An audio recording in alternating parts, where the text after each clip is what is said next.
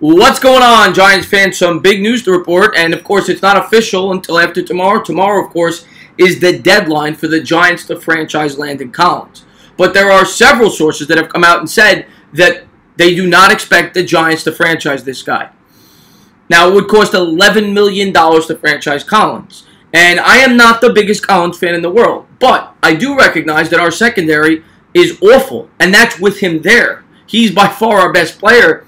I certainly would have franchised this guy. Now, I know that they run the risk of him holding out because he's been threatening to do that, but I'm of the belief that he wouldn't, because the $11 million he would make on the franchise tag is more than he's made throughout his entire career.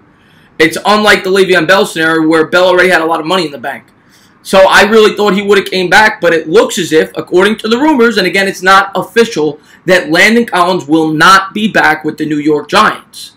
Now, it's going to be $11 million more that the Giants could spend in free agency, but of course they have to replace Collins.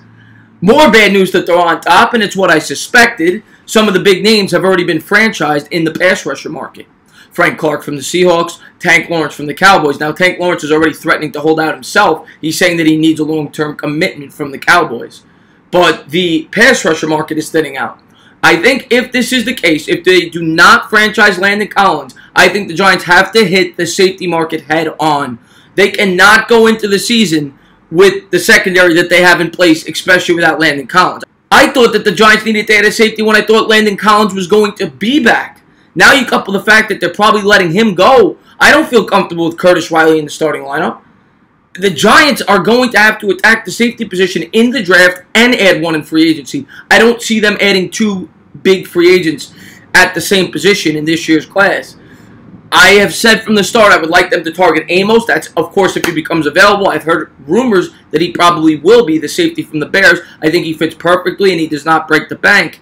The second round selection, if Collins is gone, I think needs to be a safety.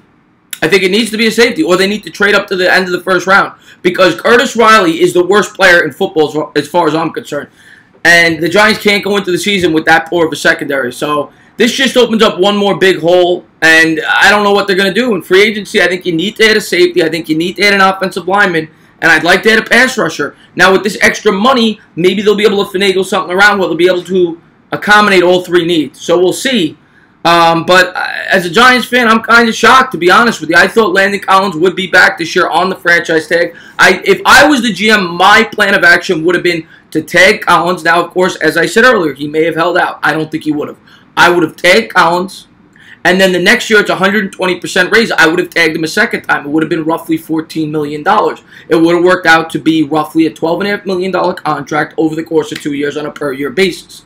I think that would have been the way to go because you weren't committing yourself to 4 or 5 years, and you still would have had a productive player at the safety position. I get that the Giants don't want to sign him to a long-term deal because, quite frankly, the Giants have much bigger problems, and Collins is going to break the bank. He is going to probably be the highest-paid safety in the history of football when he hits the open market. Eric Berry has the highest contract ever at $13.3 million a year. I expect Collins to challenge that. So I'd like to get your thoughts on the situation. I'm still a little shocked. What do you guys think? Did you want Collins back? Do you think it's a wise decision to let him go? Would you have franchised him? Would you have signed him to a long-term deal? Let me know your thoughts in the comments below. As always, cheers.